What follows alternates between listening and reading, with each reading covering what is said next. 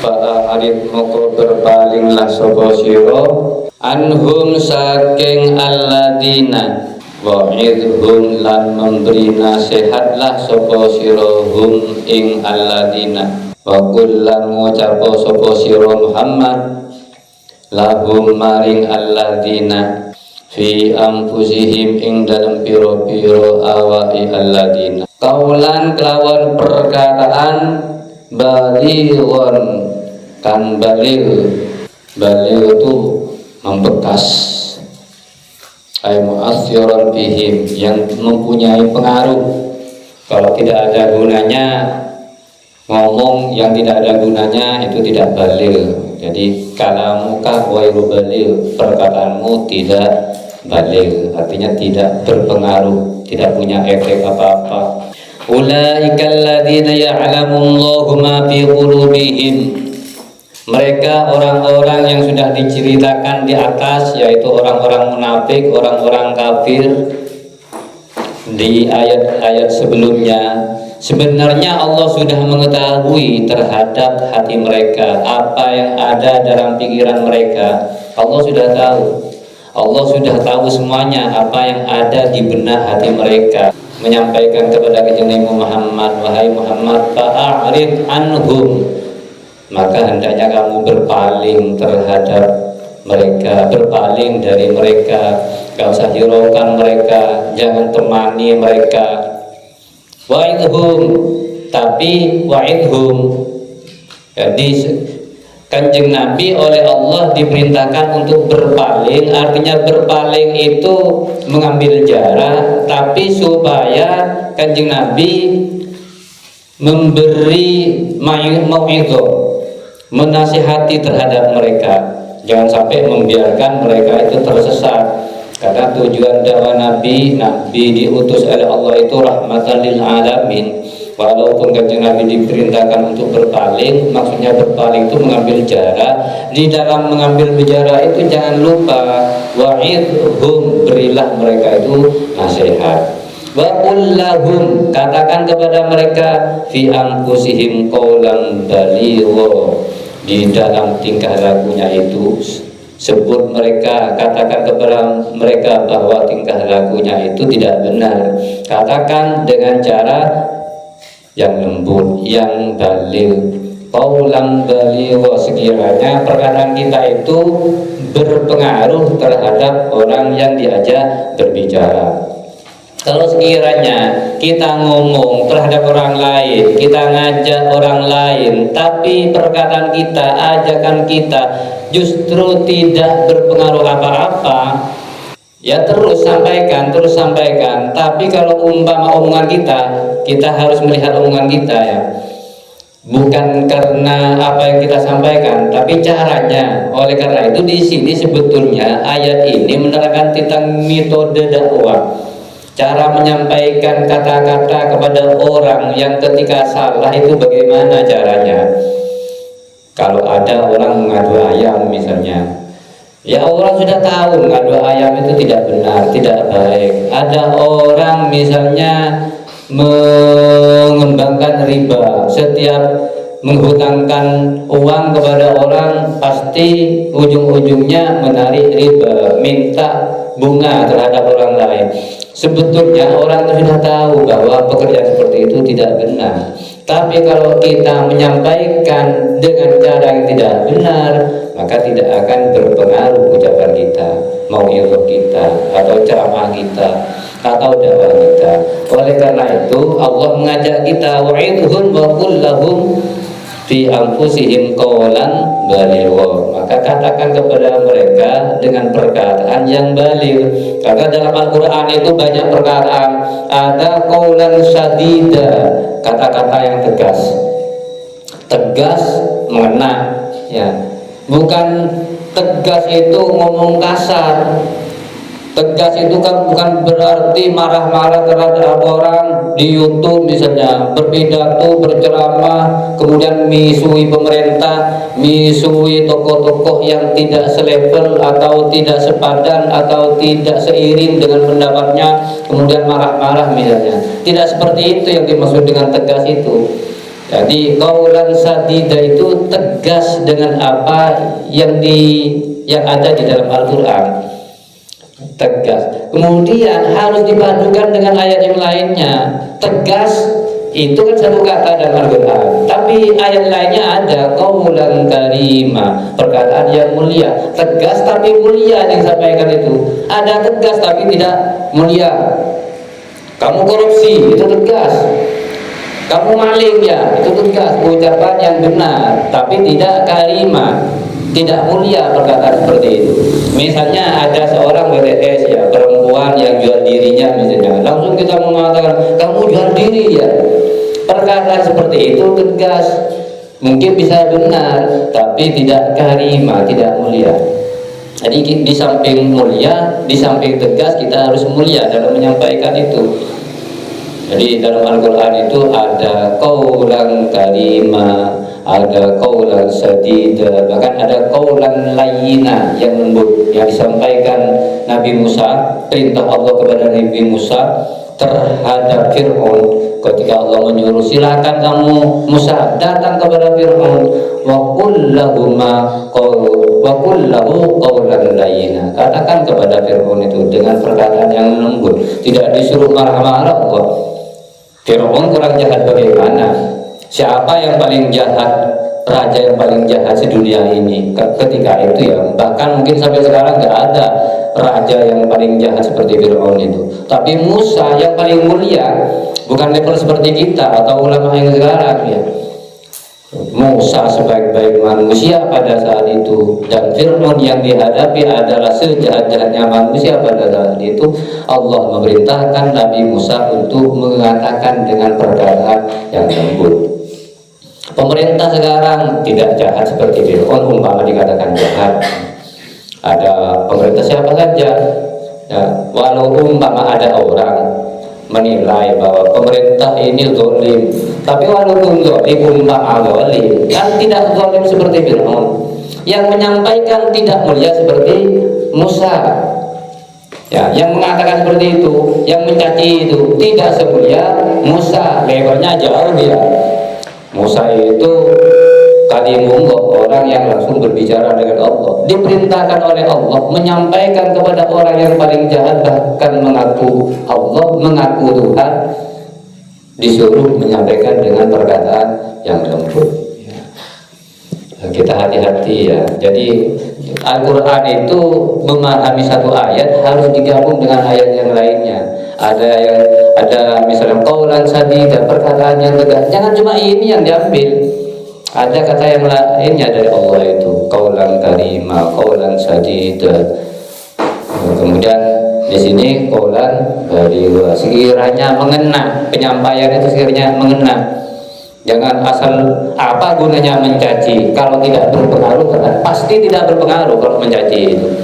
Kalau mencaci terhadap seseorang, orang itu kalau dengar mungkin kemungkinan besar akan melawan kita, akan membalas kita, atau malah jauh dari kita. Tapi kalau kita berdoa, tidak berkata-kata apa-apa, berdoa, kemungkinan orang itu menjadi sadar atas izin Allah. Atau tidak sekedar doa, sampaikan dengan cara yang lembut, dengan pendekatan, insya Allah orang itu bisa nurut. Kemungkinan jauh dari kita itu sangat jarang, ya, sangat sulit kalau kita cara menyampaikannya dengan cara yang lembut. Jadi tegas, lembut, mulia, dan berpengaruh. Itu kata-kata dalam Al-Quran, ya, supaya kita pahami ketika kita berdakwah itu jangan hanya memotong satu ayat, tapi gabunglah dengan ayat-ayat yang lain. Wa qul lahum fi anfusihim qaulan baligha, katakan kepada mereka untuk pekerjaan mereka, kelakuan mereka dengan perkataan yang berpengaruh, mempunyai asar terhadap mereka. Wa ma arsalna, lan ora mengutus sapa ingsun mir rasulin saking utusan, illa kecuali liyuto'ah supaya den taati sapa rasul, biidnillahi kelawan seizin Allah. Tidak saya utus dari seorang rasul kecuali supaya ditaati dengan izin Allah. Jadi ini perlu digarisbawahi, perlu dirinci. Kata Allah, tidak akan saya utus kecuali, berarti ada perkecualiannya. Sama halnya ini berarti dari nafi ya, dari tidak ada menjadi ada. Misalnya, tidak akan saya masakkan untuk kalian kecuali kalian makan. Percuma saya masak untuk kalian kalau kalian tidak makan. Allah juga menyatakan seperti ini, tidak akan saya utus seorang rasul kecuali supaya ditaati. Kan percuma saya utus seorang rasul, ternyata kalian tidak taat terhadap rasul yang saya utus itu. Oleh karena itu, supaya dipahami ini, tidak akan saya utus seorang rasul kecuali rasul yang saya utus itu untuk ditaati. Biidznillah, taat kepada rasul itu supaya diingat, biidznillah dengan izin Allah. Kalau sudah Allah menyatakan izin, saya restui kamu, saya izinkan kamu untuk taat kepada Rasulullah, maka akan ada jalan mudah untuk menjadi taat. Sama halnya kalian, kalau kalian ditakdirkan, diizinkan oleh Allah untuk menjadi orang baik, akan menjadi jalan mudah untuk kalian untuk berbuat baik. Kita harus syukuri ya, umpama kita sedang sholat. Setelah sholat, alhamdulillah saya sudah melaksanakan sholat. Berarti saya diberi kemudahan, diberi ketaatan oleh Allah. Karena yang membuat kita taat menjadi orang sholat, menjadi orang yang baik, berbuat kebaikan itu jalan dari Allah. Allah menghendaki kita menjadi orang yang baik. Berbeda dengan orang yang tidak diizini oleh Allah. Mereka itu misalnya minum khamr, mereka jalan-jalan kemana-mana, tujuannya tidak jelas, bahkan sering melanggar perintah Allah. Tidak sholat, tidak puasa, bahkan mereka sudah tidak sholat, tidak berpuasa, sering berbuat onar, berbuat kejahatan. Tidak ada waktu kecuali mereka itu berbuat jahat. Mereka itu sudah menjadi seperti itu, sudah artinya Allah tidak menghendaki mereka menjadi baik ya. Cuma Kanjeng Nabi itu beda dengan nabi-nabi sebelumnya ya. Kalau Nabi itu sabar, walaupun beliau Kanjeng Nabi itu umurnya tidak sepanjang umur nabi-nabi sebelumnya, kedewasaannya kalah dengan Kanjeng Nabi. Kalian pernah mendengar cerita Nabi Nuh, bagaimana Nabi Nuh itu perjuangannya? Ya sabar, Nabi Nuh itu sampai 950 tahun dalam berjuang menjalankan perintah Allah untuk menyebarkan agamanya. Jadi risalah Nabi Nuh itu 950 tahun, tapi dari 950 tahun itu hanya mendapatkan antara 60 sampai 80. Ada yang mengatakan cuma dapat 70 orang selama 950 tahun. Itu kan menunjukkan Nabi Nuh itu sabar. Cuma akhirnya setelah nyampe 950 tahun itu, beliau Nabi Nuh itu meminta kepada Allah supaya umatnya itu dihabiskan, dihanguskan, supaya tidak tersisa kecuali yang ikut-ikut saja. Akhirnya Nabi Nuh diperintahkan untuk membuat kapal dan seterusnya. Kanjeng Nabi itu umpama ada orang yang tidak baik, ada orang kafir, bahkan ada orang musyrik yang menentang Kanjeng Nabi, bahkan menghalangi perjuangan Nabi, Nabi itu tetap berdoa kepada Allah, fa innahum la ya'lamun, mereka itu sesungguhnya tidak mengerti, tidak tahu. Seakan-akan mengatakan andai kata mereka itu tahu, mengerti, niscaya mereka ikut kami. Lalu tidak mengatakan supaya mereka itu dihanguskan, dihancurkan, ditiadakan, dimatikan. Berarti kalau Nabi mengatakan supaya hangus mereka, bumi ditelan bumi misalnya, atau diterjang oleh badai sehingga habis mereka, berarti Nabi kan menghendaki mereka itu mati dalam keadaan kafir, dalam keadaan musyrik. Oleh karena itu, karena Nabi itu mengharap, harapan Nabi itu mereka semua yang hidup pada masa Nabi itu, yang pernah bermusuhan dengan Nabi itu, Nabi berdoa kepada Allah supaya mereka itu mendapatkan petunjuk, kemudian berislam dan mati dalam keadaan beriman kepada Allah dan Rasulnya dan kitab Rasulullah yang diturunkan oleh Allah. Jika kalau kita misalnya berdoa, jangan sampai kita berdoa yang jelek-jelek untuk orang yang memusuhi kita. Doakan mereka yang berbuat jelek kepada kita itu supaya insaf, supaya sadar, diberi petunjuk oleh Allah. Ini cara dakwah ya, sebagaimana disebutkan dalam ayat sebelumnya. Dan dalam ayat sebelumnya kan sudah jelas. Qaulan baligho, perkataan yang baligh. Kata baligh itu yang efektif. Jadi cara dakwah yang efektif itu ya pertama melihat situasinya, melihat waktunya, melihat tempatnya, kemudian melihat kata-kata yang disampaikan dan orang yang mau disampaikan dakwahnya. Pertama tentang waktunya, kapan harus menyampaikan dakwah kita itu harus tepat waktu.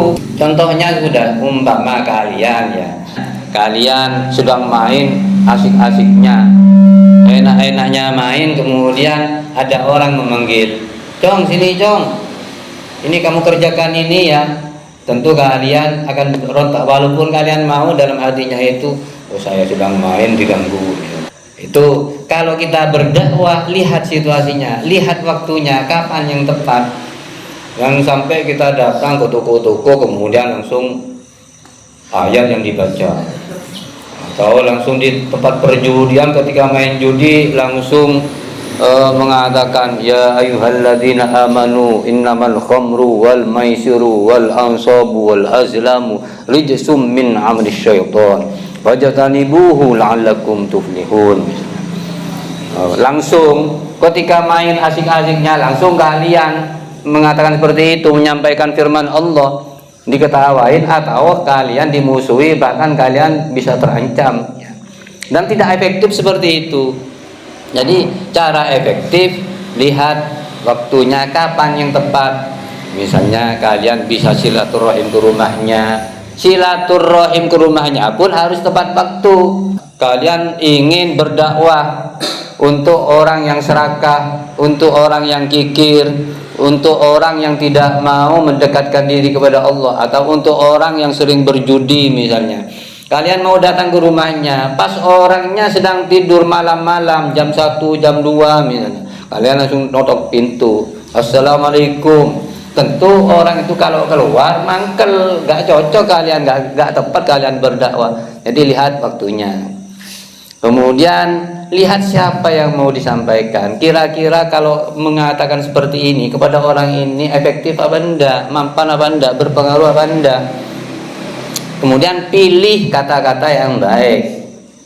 Walaupun tepat waktunya, orangnya sudah kalian tahu siapa, seperti apa karakternya, tapi kata-katanya tidak baik.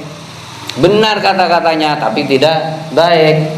Jadi kata-kata yang efektif itu harus benar, baik, dan sopan. Sekiranya tidak menyinggung perasaan terhadap orang. Misalnya kalian datang ke rumah orang itu sering berjudi. Anda tidak ngerti tak, bahwa judi itu dilarang, langsung mengatakan seperti itu. Ya semua orang tahu kalau judi itu haram. Kan tahu orang itu, ngerti. Nah, cuma bagaimana mengajak mereka itu menjadi orang yang tidak berjudi, itu harus tepat. Mungkin pertama silaturahim, didekati, besoknya datang lagi saat yang tepat lagi, ngajak begini. Butuh berkali-kali kan, cukup satu kali orang berdakwah itu. Dan tempatnya juga seperti yang saya sampaikan tadi, jangan sembarangan tempat yang dipilih. Di pasar-pasar ngomong muncul hadis, di pasar-pasar kalian langsung ngocol Al-Quran, ayat-ayat Al-Quran, yang nggak cocok ya. Sama halnya dengan tukang jamu.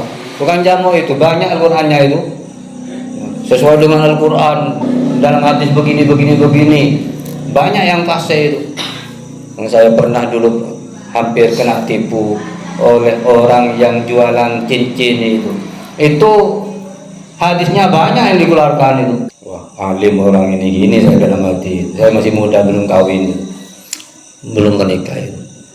Cincinnya dikasih tahu, ini kalau pakai cincin begini, Nabi bersabda begini. Lengkap dengan hadisnya, orang nipu. Jadi orang nipu pakai hadis ya. Apalagi cuma politik ya.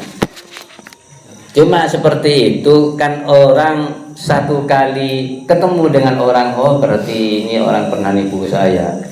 Sekali menipu biasanya orang mencatatnya dalam hatinya dan seumur hidup tidak akan dipercaya. Oleh karena itu janganlah sampai kalian itu berbuat dusta walaupun satu kali, karena nanti kalian akan dicap sebagai orang mendusta, dan untuk mengembalikan kepercayaan orang itu sangat sulit.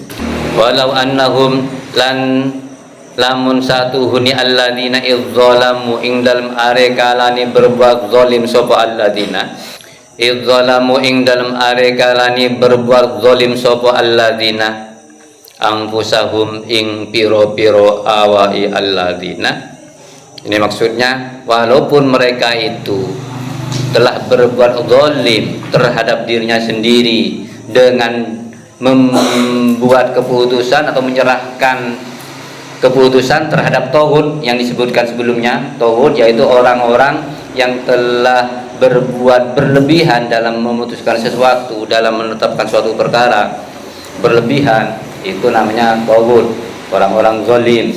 Maka kalau kalian berbuat seperti itu berarti kalian telah menyerahkan urusan agamanya atau dunianya atau suatu perkaranya terhadap tauhid, orang-orang yang berlebihan. Ini menyinggung terhadap orang-orang munafik, orang-orang yang telah menyerahkan urusannya terhadap orang-orang yang tauhid. Mereka itu tidak akan percaya terhadap Nabi Muhammad. Tetapi kalaupun itu mereka lakukan, telah menyerahkan putusannya, ketetapannya terhadap tauhid, jauka mereka datang kepada Muhammad, jauh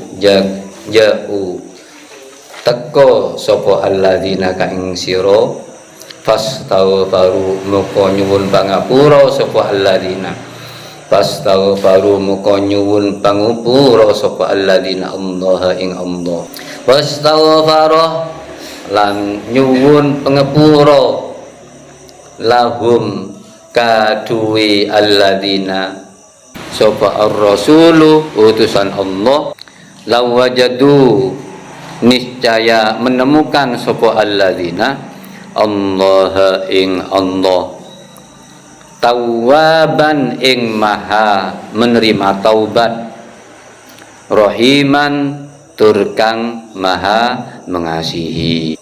Ini indahnya Al-Qur'an ya, indahnya maha rahman Allah, maha menerima taubatnya Allah terhadap orang yang zalim. Allah memberi informasi kepada kanjeng Nabi, andai kata yang mereka zalim itu, mereka zalim semua sudah, bahkan tidak percaya kepada kanjeng Nabi, menyerahkan urusannya terhadap orang lain dan tidak percaya kepada kanjeng Nabi. Tapi suatu saat mereka datang kepada kanjeng Nabi, jauhkah mereka datang kepada Muhammad, fastaghfirullah, kemudian mereka minta ampun kepada Allah. Setelah minta ampun kepada Allah, wastaghfara lahumur rasul, kemudian kanjeng Nabi minta ampunan untuk mereka kepada Allah, minta ampunan kepada Allah untuk mereka. La wajadullaha tawwabar rahim, niscaya mereka akan menemukan Allah itu maha mengampuni, Allah itu maha menerima taubat, karena Allah maha pengasih ya, maha penyayang dunia dan akhirat. Jadi selama kanjeng Nabi masih minta ampunan untuk mereka, pasti mereka diampuni oleh Allah. Kemudian ini diwariskan kepada para sahabat kepada para tabi'in kepada ulama sampai sekarang ini. Jadi ulama yang benar-benar ulama adalah ulama yang mau mengampuni terhadap rakyatnya, terhadap umatnya, tidak langsung mengatakan kamu ahli neraka. Kadang saya dengar orang berpidato itu langsung melaknat kaumnya. Ada orang tidak suka terhadap majelis ini, saya doakan semoga dimampuskan oleh Allah. Apa seperti itu ya. Jadi kalau ada orang tidak suka terhadap majelisnya, dia doakan semoga orang yang nggak suka terhadap majelis ini dihanguskan oleh Allah, dilaknat oleh Allah. Berarti dia orang tidak mau umat mati dalam keadaan mendapatkan ridho Allah. Tidak mau umat ini mati dalam keadaan husnul khotimah. Seharusnya didoakan, ya Allah mereka tidak suka terhadap dakwah kami. Apakah dakwah kami yang salah atau mereka belum mendapatkan hidayah? Tolonglah ya Allah mereka yang belum insaf, belum sadar dan tidak mau diajak oleh dakwah kami ini, segera diampuni dosanya, semoga mendapatkan hidayah dari Engkau, mendapatkan taufik dari Engkau sehingga bisa berikut bersama kami, dan mereka itu nanti matinya dalam keadaan husnul khotimah. Seharusnya seperti itu ulama ya. Tidak langsung ngancam, kamu kalau tidak ikut saya kamu dimatikan oleh Allah, husnul khotimah kamu. Seperti itu kalau tidak benar nanti akan kembali terhadap dirinya ya. Apalagi menjadi orang lain. La wajadullaha tawwabar rahimah wallahu alam bisawab. Rabbi fanfa'na bi barakatihim wa dinal husna bi hurmatihim wa amitna fi qadri